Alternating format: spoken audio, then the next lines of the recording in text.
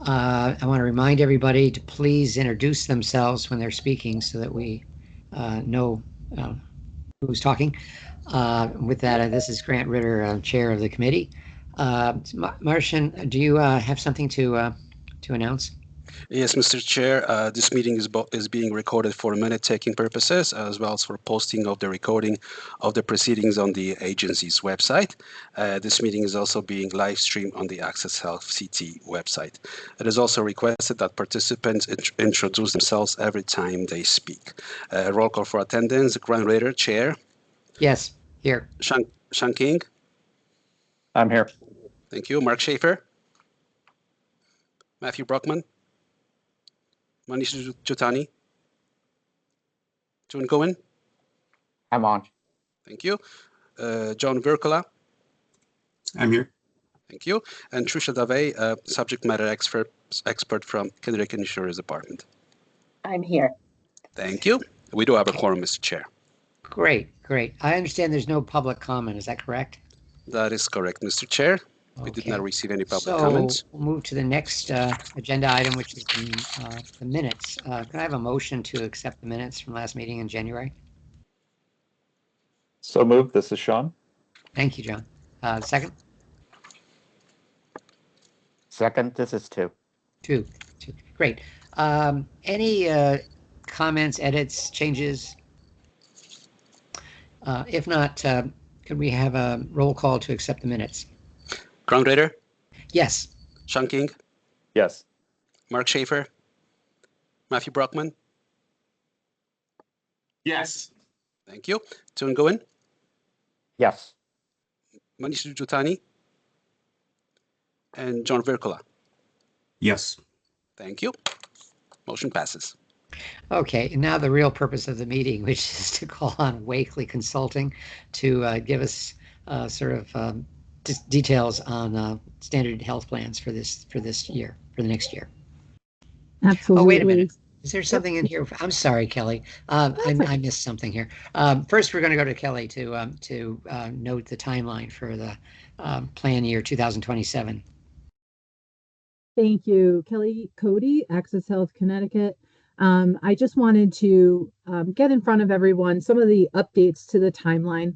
And then a few additional comments. So back in January when we met, we were not in receipt of any of the federal guidance from CMS. As of February, we received the notice of benefit and premium parameters. Boy, that's a mouthful, sorry. And then following that, we received the actuarial value calculator, which is, in addition to getting guidance from CMS, is the crux of what we do here today. So one thing that I wanted to point out to everyone is generally we have this information November, December. So we obviously have a very short amount of time to really get through what we need to do for this upcoming plan year. So with that said, we did make some formatting changes to this meeting to help accelerate some of the conversations.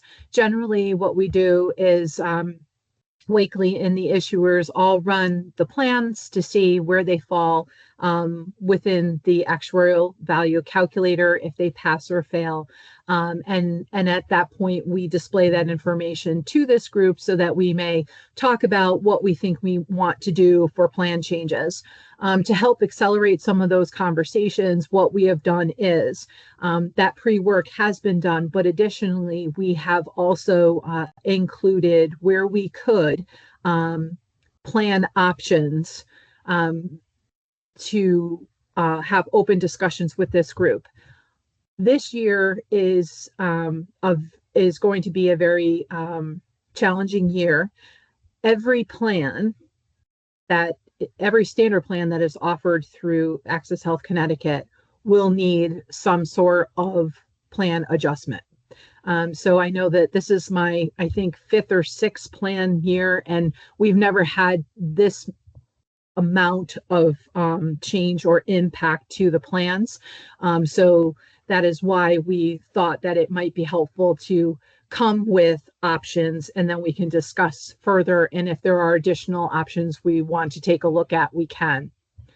We're trying to stay on schedule so that the certification process may start on June 1st. So the next board of directors meeting is scheduled for April 16th. So with that said, we have scheduled weekly meetings. There is one scheduled for the 25th of March and then the 1st of April. If we need additional time, I'll schedule additional meetings, but at this point, just kind of leaving it at that. So I wanted to say, with all that said, I really appreciate everyone's flexibility on the committee. I know that there was a lot of back and forth with trying to schedule dates. I appreciate everyone's patience as we were getting through that. And I would also like to give a round of applause to both Wakely and the issuers for all of their collaboration throughout this process. We really did a lot of work in a very short period of time. Generally, we're doing this over a couple month period. So we essentially started this process on February 25th or 26th. So thank you very much. And, you know, I also would like to say to them, thank you for your patience and flexibility as well. So with that said, we can move on to the next slide if nobody has any questions. Okay, I'm going to hand it over to Ksenia. Thanks, Kelly. Hi, everyone. It's great to be here with you, and we'll walk through the proposed 2027 standard plan changes. So really quickly, right, we'll talk about the regulatory changes that spur the need to update our benefit designs, the federal AV calculator changes, and then interim results, and then proposed 2027 plans. Next slide, please. So before we dive in, this is probably a familiar information to you all, but just as a quick recap, right? What guides our decision-making process when we look at the standard plan designs and the necessary changes from year to year. So the first and foremost is, of course, the notice of benefit and payment notice that came out last month. It is still in the public comment period and will be finalized sometime over the next few months. The NBPP drives the key parameters of the plan designs, and specifically the maximum out-of-pocket allowed amount for all plans, as well as the silver cost-sharing reduction plan variants. So that really dictates, right, what adjustments are needed to those specific cost-sharing parameters. Along with that, we have an updated federal actual value calculator, right, which is just an Excel tool that measures proportion of total allowed costs that will be paid by the plan as opposed to by the consumer. Every year, CMS makes updates to the actual value calculator to account for additional trend or changes in the underlying population that they project for the next benefit year. And so that necessitates changes in the plan designs as well in order to comply with the de minimis ranges of the allowed actual values. The third item that is still not known to us at this time is the IRS regulation that defines the minimum deductible amount and then the maximum MOOP for the high deductible health plans such that they are eligible for health savings account. We'll talk about what those numbers look like for 26, but again, we're waiting for the final values for 27 benefit year. And then as Kelly mentioned, right, the last piece of the puzzle is to ensure that there is alignment in assumptions that go into some of the blending and calculating your blended amounts of cost sharing by certain service categories that go into the actual value calculator between what the state assesses and then what the issuers use when they run the calculator. So there's a little bit of uncertainty and leeway in those amounts. Next slide, please. Okay, so changes in 2027 regulations. So as I mentioned, right, the NBPP has increased the maximum out-of-pocket amount from 10,600, that was the maximum in 26, to 12,000 in 2027. For the cost sharing silver plan variations, those amounts also increased, and you can see those highlighted in the top box there. So they're 4,000 for an individual for 94 and 87 CSR AV plans, and then 9,600 for the 73 CSR. For family, of course, those amounts are double. For the high deductible, minimum deductible and maximum move amounts, again, for 2026, those were 1,700 and 8,500 respectively. Those likely will increase again in 2027. Slide, please. Just a quick flag that the state premium and CSR RAP programs are not expected to change at this time for 2027 benefit year. The cost sharing reduction benefits that will be provided to eligible members will be provided relative to the updated 2027 CSR plan variants. But overall, the program does not affect the actual values that we'll be discussing in the following slides. Okay. So a couple of notes about changes to the EV calculator in 2027. Some exciting actuarial facts here. So typically the underlying base data that is used to develop the calculator is moved up every year. So for 2027, the experience that's used to develop the claim costs, right, and the tables underlying the calculator are now from 2023 through 2023, 21 through 2023, apologies. Individual and small group markets are combined. Was an additional year of trend added, and as you can see, the trends are higher in the latest calculator, 6.7 for medical costs and nearly 11% for pharmacy, which is generally consistent with national ACA markets and how costs have been evolving. And then finally, the demographics were also adjusted to reflect the anticipated composition of the market in 27. Next slide, please. So this slide really summarizes why there is a need to make updates to the plan design features. So to walk you quickly through what we're looking at here. So the second line in each of the tables, the 2027 AV ranges represents the allowable range that a particular plan metal tier actual value has to fall within that range, right? So for example, the gold AV has to be between 78 and 82%.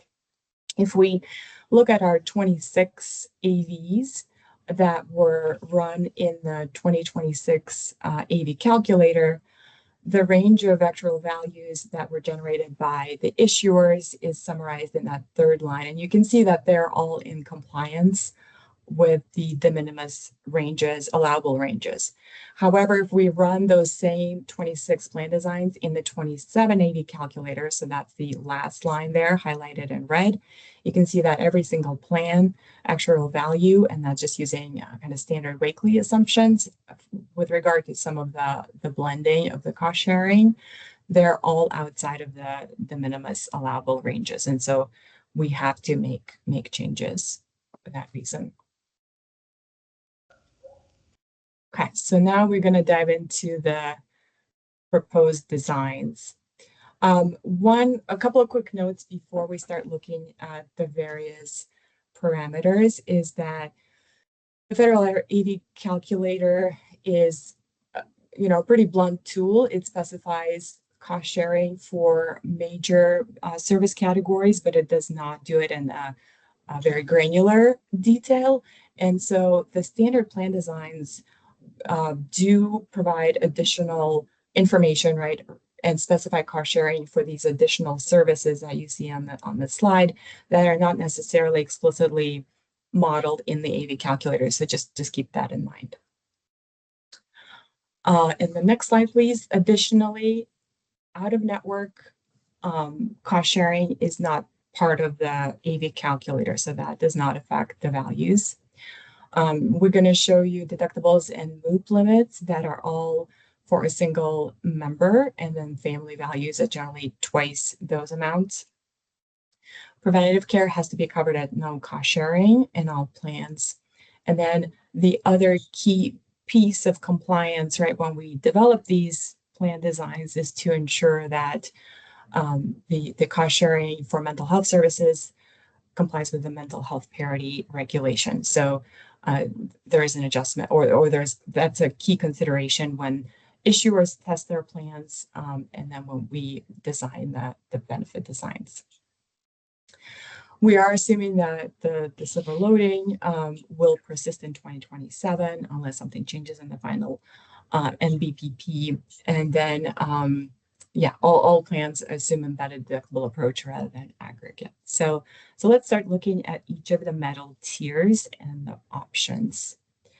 So hopefully you can see there's a lot of information on the slide here. But to walk you through what we are looking at, so the second column, the 2026 gold plan design, so again, all of these are gold plans, is what the current standard gold plan is in 2026. You can see that at the bottom there, we have the 26 ADC result, again, showing that it's in compliance with 26 AV calculator.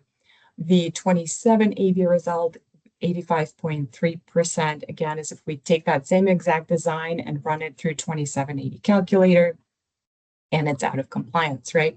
So in order for us to bring down the actual value within the allowable range, the three options are proposed.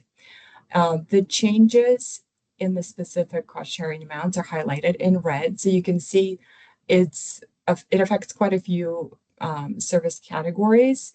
And we are generally increasing, right, all of those copays, as well as the deductible and out-of-pocket maximum. There's slight variations in those three options with regard to how much those copays are increasing in which categories. So again, there's unlimited number of ways to change the benefit design. So we're, I think, seeking input on the potential options. The last line in the table gives you a very rough indication of how these benefit design changes would affect the paid costs. Again, of course, we cannot speak to the exact way the issuers would price these benefits, as they would have their own assumptions, right, around the utilization and a number of pricing variables affecting the final paid costs. But what we've done is we ran our own internal pricing model and ran the 4 benefit designs on this slide. These are all on 2026 cost level. So just keep that in mind. And the cost differences represent, again, the change in the paid PMPM amounts as a result of changing only the benefit design. So you can see that ranges anywhere from $50 to $80 roughly. Okay. Any questions on the gold plans? Maybe we'll move on. Okay. Let's keep going then. So for the silver plan, this is our standard 70% actual value silver plan. A very similar story here, that 2026 designs, of course, out of compliance with the de minimis. And so the changes that are proposed in the 3 options are, again, highlighted in red. I will note that as it currently stands, options 2 and 3 are resulting in one of the, or at least one of the issuers to be out of compliance when they apply their own assumptions and run these designs through the actual value calculator. So there's a little bit more work to be done to ensure that all issuers are in compliance, both from a de minimis standpoint and also mental health parity. Can I, sorry, I got a question going back, but can I just clarify, since this is on these like why are we looking at non-compliant, or is there some change you all are going to make before the next meeting that brings those into compliance? I guess I would.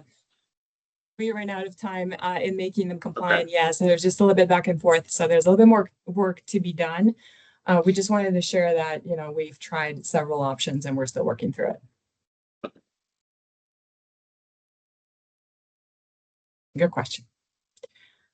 Okay, and maybe we'll go to the next slide. And we'll take a look at the 73 silver CSR variant. This plan is even more difficult because the de minimis range is so narrow. It's only a 1-point difference that the plan has to fall in. And again, both issuers' internal calculations also have to meet that range. So unfortunately, we're still, again, working through it to get to a compliant option there. Whoa. Yeah. Is it safe to say the non-compliance is because it's too high, not because it's too low? It's actually the other way around, unfortunately. So some of the assumptions that issuers are making internally are causing the AV to be too low.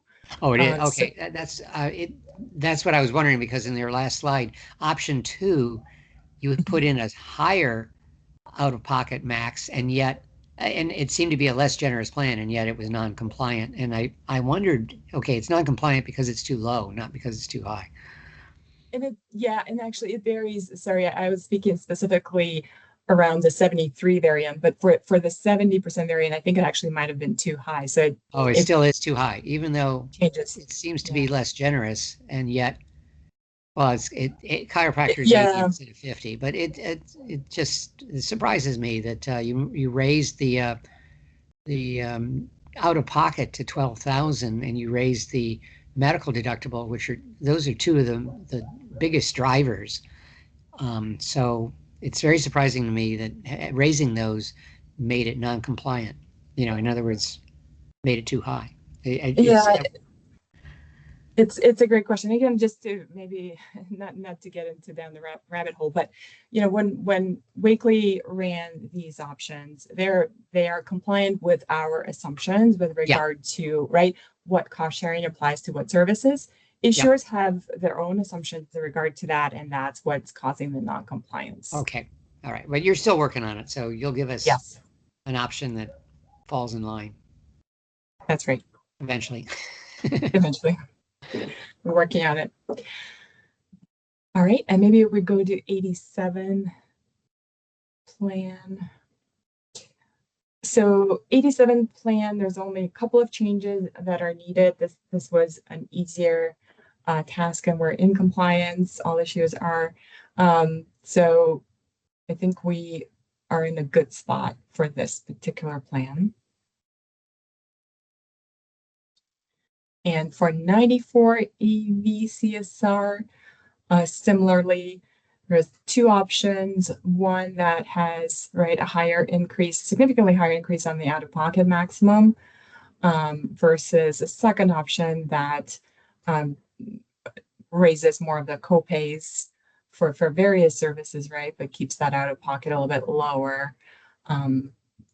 Both have a similar impact on the paid costs in 2026, so you can see those changes. And then we have a bronze non-HSA eligible plan. You can see again the changes that are needed to bring these plans into compliance. Generally, for bronze plans, the allowable AV range is so wide, that it's much easier to get these plans to comply. So you can see that the resulting 27 AVs are definitely on the higher end of the de minimis, and so those would result in generally, slightly higher premiums in the bronze plans, given the potential, right, for a very low AV range. And we'll take a look at those plans here shortly. And then if we go to the HSA eligible bronze high deductible plans, no changes essentially was needed to this plan because they are highly coinsurance and deductible based plans. They're still in compliance. Actually, maybe just the change is not highlighted because it was slightly out of compliance, right? So we did change. Oh, out of pocket is not highlighted. Gotcha. Yeah. So I think again that plan is at the very top of the de minimis, nearly 65% AV. And so to then introduce a bronze plan that would result in a lower premium relative to those other two bronze options, these two lean bronze plan options target a much lower AV, right? So you can see 60 or 59 to 58 AV. I guess it's 59 pretty much. And you can see that the out-of-pocket maximum is at the very top there. But it does come with, a significantly lower paid costs, $75 to $92 PMPM, which would translate into relatively a lower premium relative to the other bronze plan options. And I just wanted to interject on this one. This was something that we thought we would want to present to the group as a possible addition to maybe the standard plan offerings if the committee is interested, and really bridging the cost difference between when a enrollee goes from a catastrophic plan to a bronze plan. They may be looking for that option. They may be a very healthy individual and they just want coverage. They're no longer eligible for the catastrophic plan. This could potentially be a good offering for that member, should they just be looking for a low cost option. And also, hi, this is Susan, just to add to that. As you know, HR 1 changed and made all bronze and catastrophic plans eligible to be linked to an HSA, but the catastrophic plans cannot have APTC applied. So I think this is why, if this is something the committee's interested in, this could be a way for a consumer to still if they're eligible, apply APTC to their plan premium, but be in a plan with hopefully lower, it may have higher cost sharing that they could pair with an HSA, but then have lower premium overall. I think this is a smart idea to put forth. Yeah, because our bronze non-HSA plan, our not high deductible health plan bronze has gotten very rich over the years, and it's right up at the top of the just under 65, which makes the premium higher, makes the benefits richer, but makes the premium higher. So you're kind of trying to balance all that.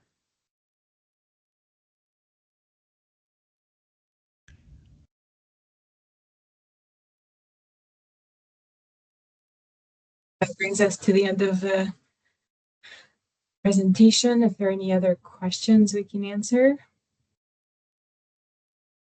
Yeah. On the question of the bronze plans, it's kind of curious who's buying which plans.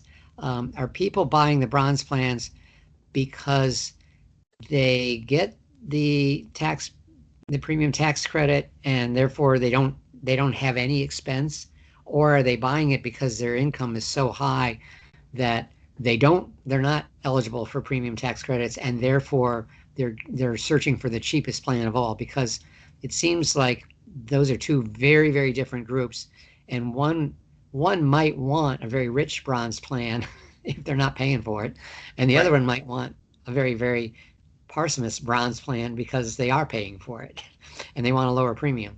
So I'd be curious to know what percentage of each one of these plans in today's current situation, what percentage of them are in the premium tax credit group, and which one of them are in the no premium tax credit? What percentage buy the bronze plan because they're not getting any tax credit?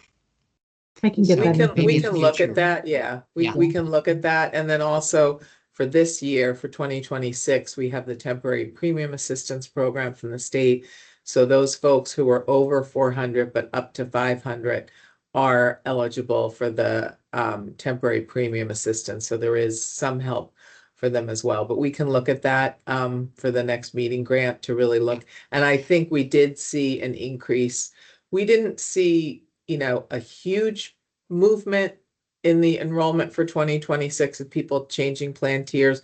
But for the people that did, I think we did see the growth in the bronze, which is what we had, as you would expect, before ARPA went in 2020. We had gotten to a point in 2020 and probably early 2021 where we were almost like 50-50 of silver versus bronze versus, when we started, it was different. So I think the mix has shifted, but yeah, that's a really good point, Grant. So we can definitely get more data for the committee to think Well, about. certainly that low cost bronze plan would be Right. more attractive to the non to the non premium tax credit group, who are just interested in some kind of a top end to what their cost could be in Right, medical. and they may be someone who has money that they've had in an HSA, from another job that they've rolled over. So they have that, HSA funding available for their cost sharing as well. Yeah. Sean, did you have a question? I did. Thanks, Mr. Chair. I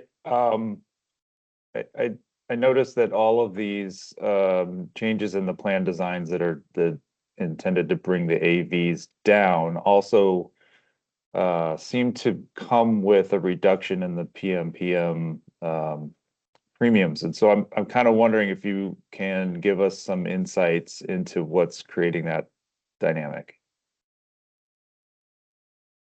Yeah, certainly. And again, it's an approximate indicator of the movement, right? If we run 2026 benefit designs and the proposed 2027 modified benefit designs through the same pricing model, right? So it's just a lower cost sharing. Still, it increases the cost sharing for the member, of course, right? But it also reduces the pay costs for the issuer from the AV perspective. So again, it's difficult to comment on the 2027 pricing because there will be additional year of trends and other morbidity assumptions and et cetera. So please use those as an approximate indicator of the directionality of those changes.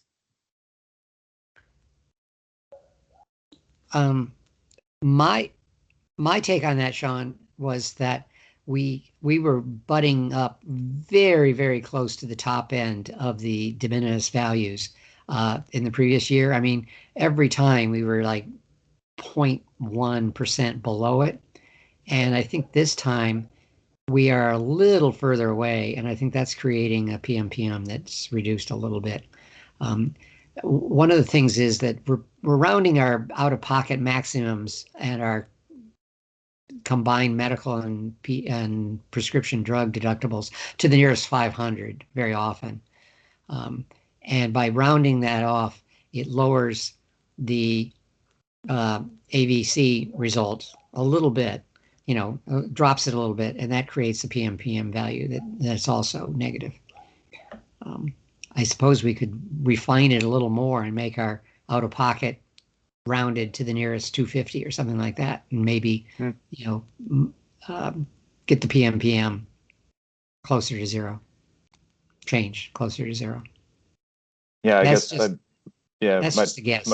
Yeah. I was that, so that all helps, and I'm not an expert on the math piece of it that goes behind all of these calculations, but you know, I was curious if it was sort of a function of just the extremes in the trends as the trends continue to climb, if that is more of a primary factor in this sort of this dynamic where we, you know, we increase the cost sharing on all of these items, but somehow the offset in the PMPM is even that more extreme when we do that. Is that, I mean, is that fair to say, or is that poorly articulated?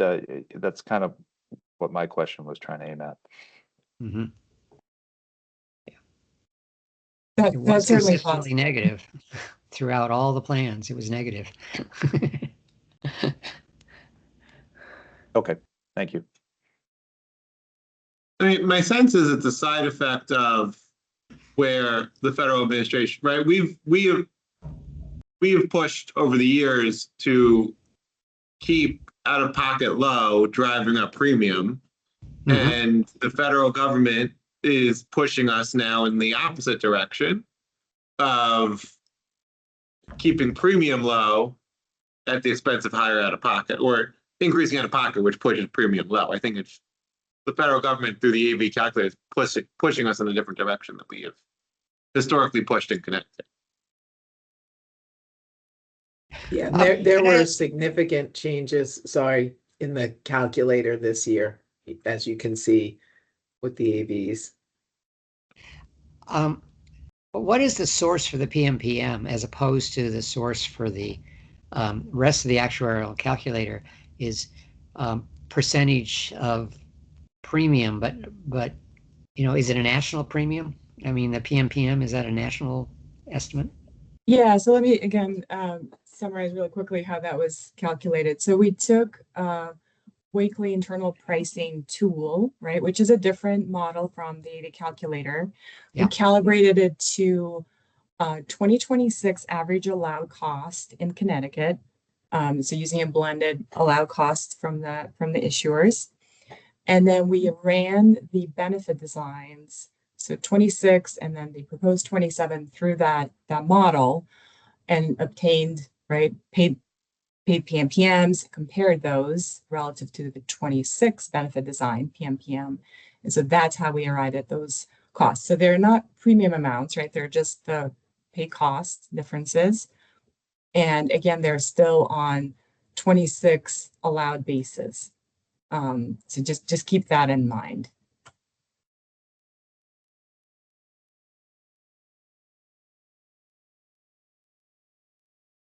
If that helps. I do think for the next meeting, it would be helpful to understand the intersection between the APC, whatever, the premium cost sharing reduction and the plans, because I think that's also an, you know, it's complicated for us to totally figure out because we don't actually have cost, but to the extent we can incorporate that into our thinking, I think is helpful. Yes, have these been run by the plans to see if they're compliant with the plan?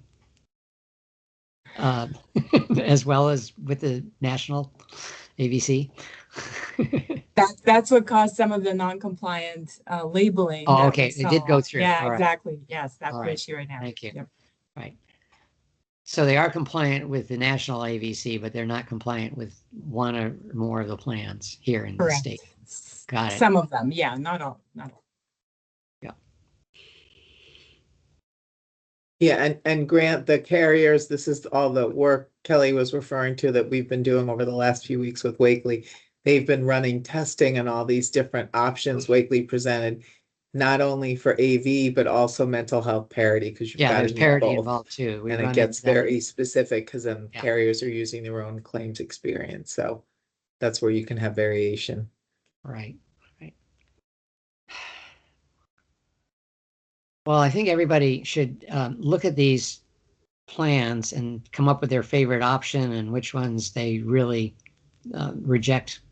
I'm still kind of curious back with the gold plan, why option 2 seemed to have a higher, seems to be, higher in the medical deduction. Well, no, wait a minute. No, that was, let's see, what was it? No, that one, I'm sorry, it must be option 2 on the silver, the regular silver, standard silver. Option 2 on that. There we go. It's higher on the medical deductible and it's higher on the out-of-pocket. Admittedly, it didn't try to change some of the copays, but it's non-compliant, which means it's probably higher on the, I think you said it was higher on the AVC.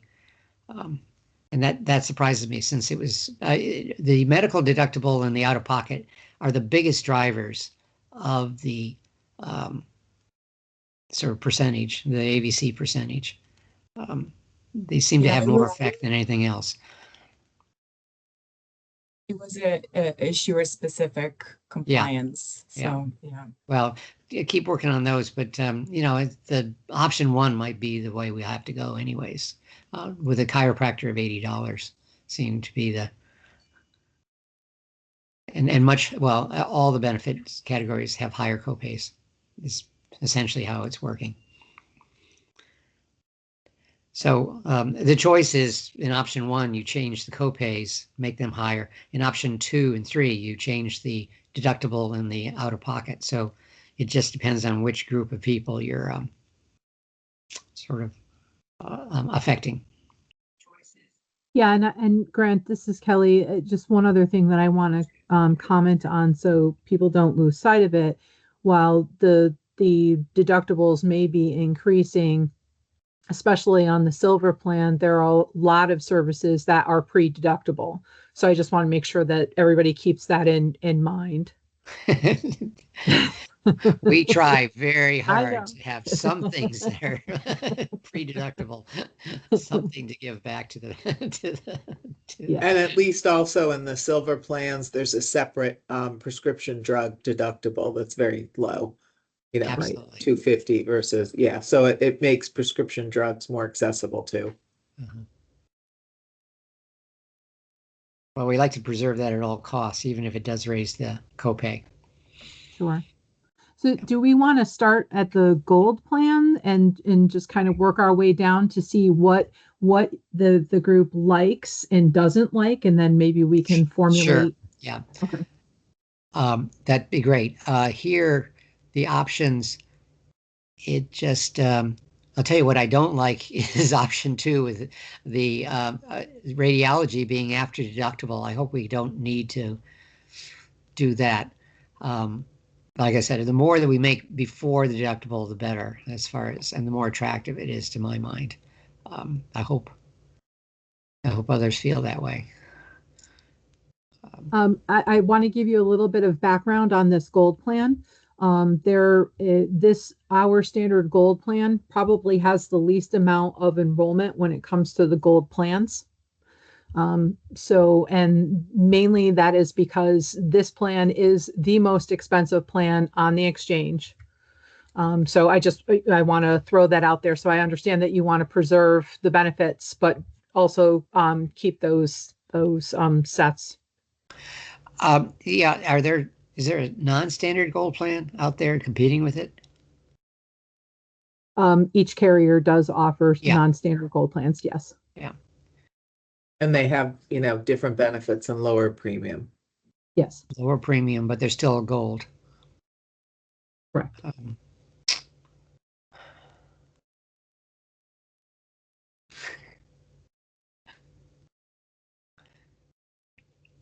Any other comments? I mean,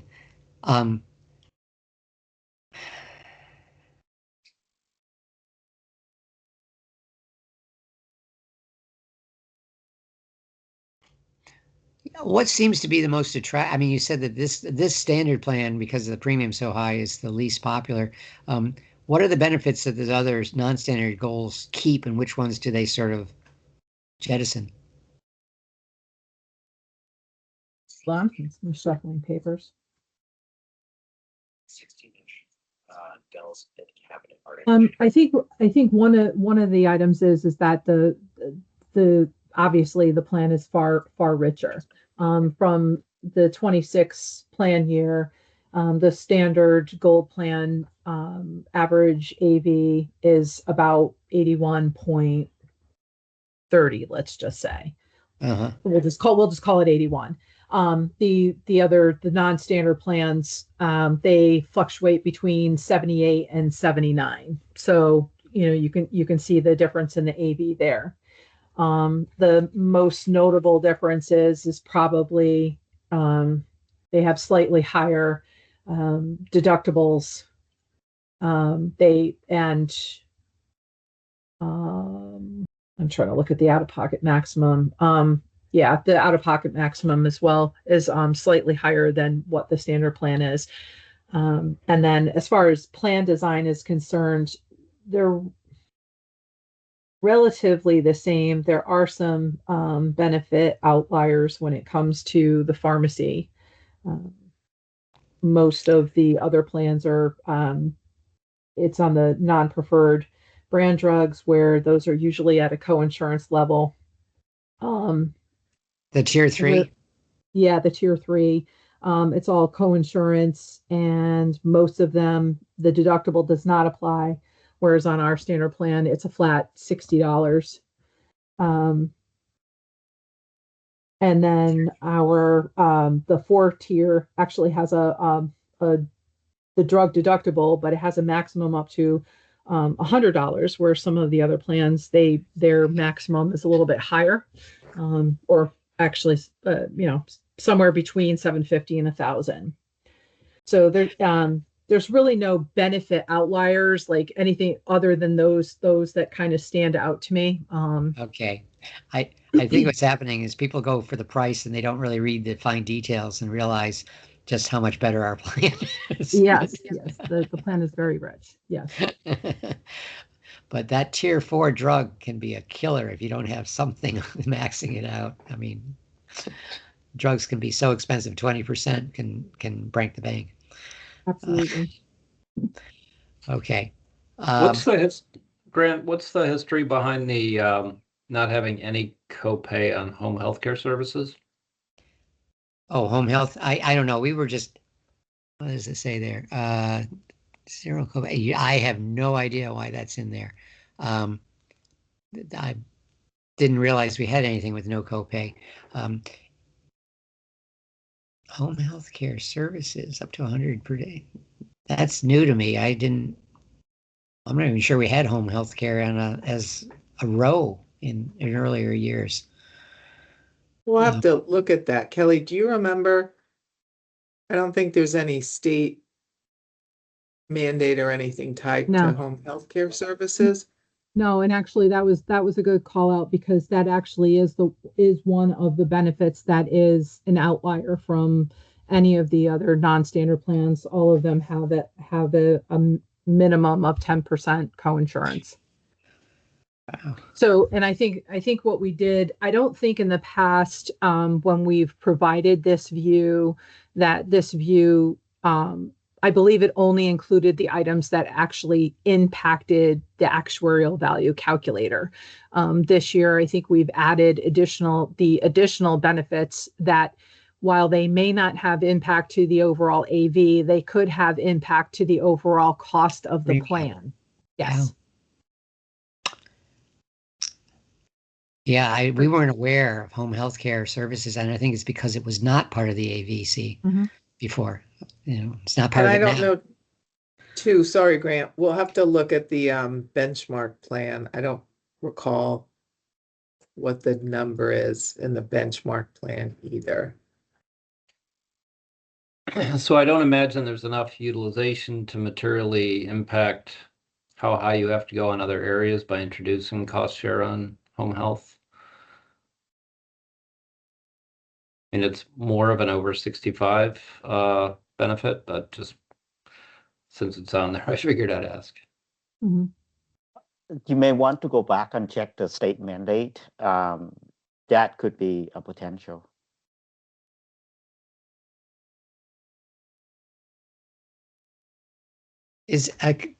let's go to the silver. Is it listed on the silver plan, and is it also zero copay? Yeah, it's always yeah.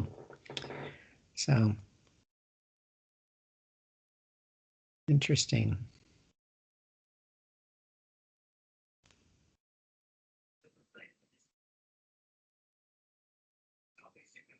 We can take away, just for the sake of time, I can take that as a takeaway to look at the benchmark plan. Yeah, and the make it state 10% or make whatever sure. it is whatever qualifies for the benchmark plan.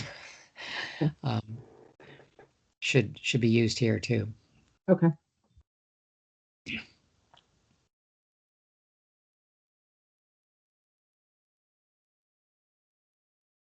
Okay. So what I heard about the gold plan, if we go back to that, that maybe option 3 seems to be more attractive than option 1 in terms of what to do. In other words, raise the deductible, raise the out of pocket, even on the gold plan, because that seems to be what the purchasers are putting their choice on as a non-standard plan. But we could make it the standard plan as well. I'm okay with that. Well, I mean, on the other hand, to be honest with you, what do we care whether it's a silver plan or a standard plan or a non-standard plan? There's no, because they offer it, there's no real difference to the consumer whether it's called standard or not, is there? I mean, they get the tax. Well, not many. Yeah, no, it does. That doesn't matter to the consumer. Part of the point of the standard plans is to give consumers an apples to apple comparison where Right. the benefit design is the same across all carriers. And then they're looking at premium provider network, excuse me, and the prescription drug formulary as the differentiators. So, and then giving the carriers the options to offer the non-standard plans so that there's, flexibility to come up with other creative options. No, that's great. In fact, if we keep, well, let's look at the percentages. Just like I asked before, if we could see what percentage of the consumers buy our standard plan versus what percentage go for a non-standard plan that's got a cheaper premium to it, but actually offering this high value one.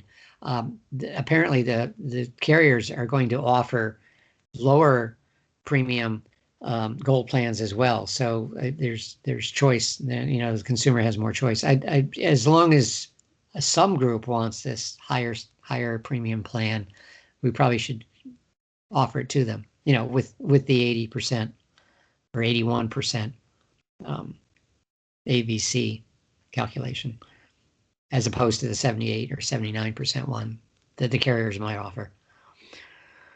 Anyways. So let's get a percentage on that to see what group is purchasing which type of gold plan.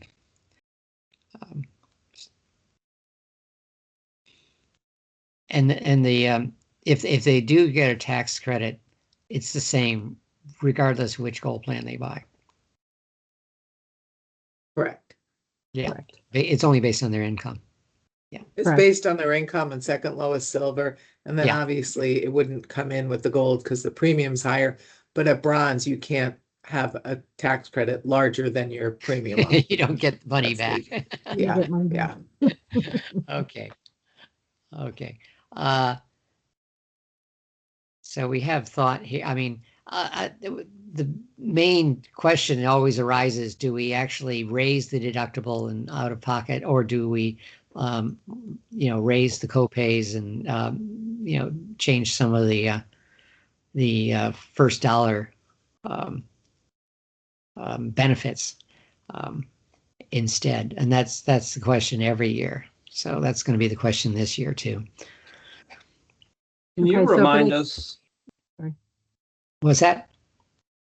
I'm just wondering on your point, maybe you covered this in the previous slides.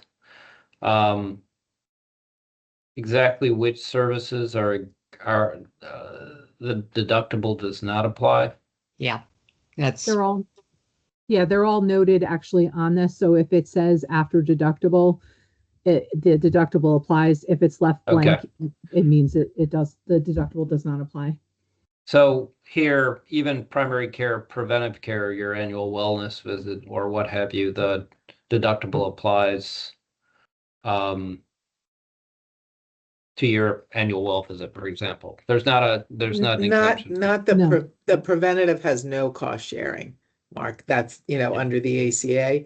But that would be other primary care if you were sick and went in to see your PCP, not I for your annual physical. That would be what the cost sharing is. Yeah, what you're paying for with the gold plan is that many services are not subject to the deductible. That you're paying for it through the premium ahead of time. But they're expensive plans. With the bronze plans, everything is after the deductible, apparently. I think we managed to squeeze some services in pre-deductible. Okay, that's good. It's nice that there are some. Yeah. With the silver plans, it's sort of a mix. Some are, some aren't.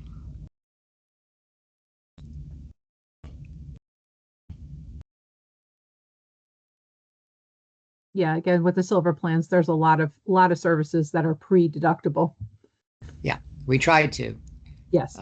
provide some that were before the deductible, because the deductible, I mean, it's $5,000 before you get your first benefit.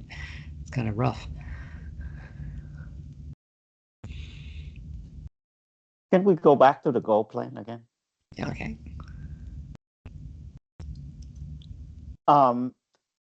Can Whitley go back and run maybe a scenarios where you have a $2,000 deductible versus a $3,000? Because going from a 1,200 to all the way to 3,000, that's a drastic change. So it might be good to have a 2,000 as a consideration as well. I was wondering about the same thing. Is there a consensus that consensus grant that you said the advanced radiology $75 after deductible seems highly unattractive. So I'm just wondering if I think it is unattractive. So many things to use a PET scan now or an MRI that, I mean, people might find that to be unfair to make that the only thing that's after the deductible as opposed to all these other services. So yeah, no, I would rather take option 2 to be a $2,000 medical deductible and $75 advanced radiology and see where that falls. Noted.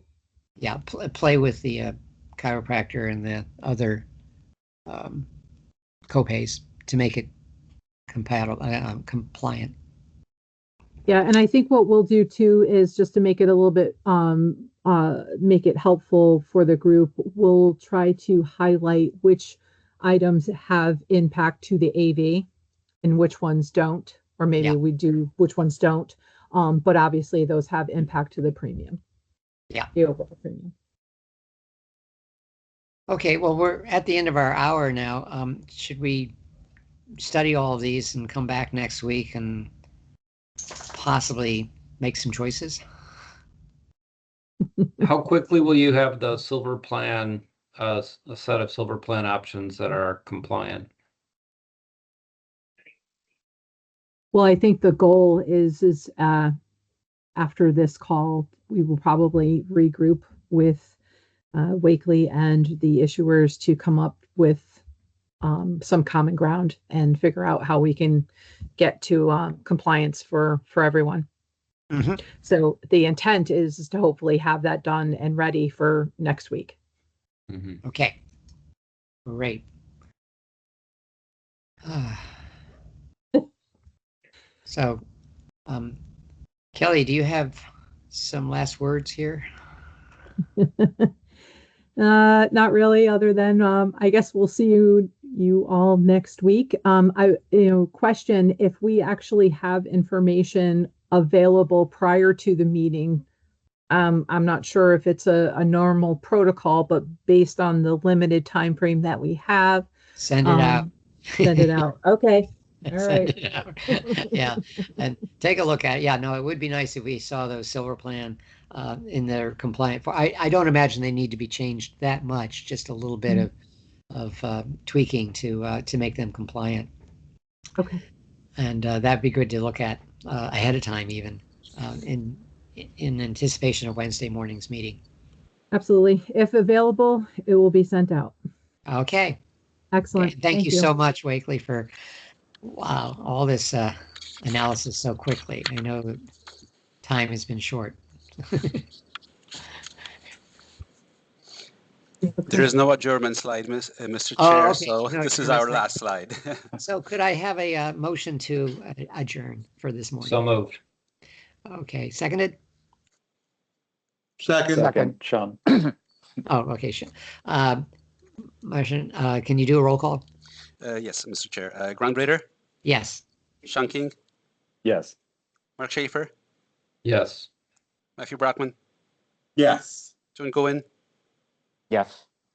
Manisha Sultani, and John Virkola. Yes.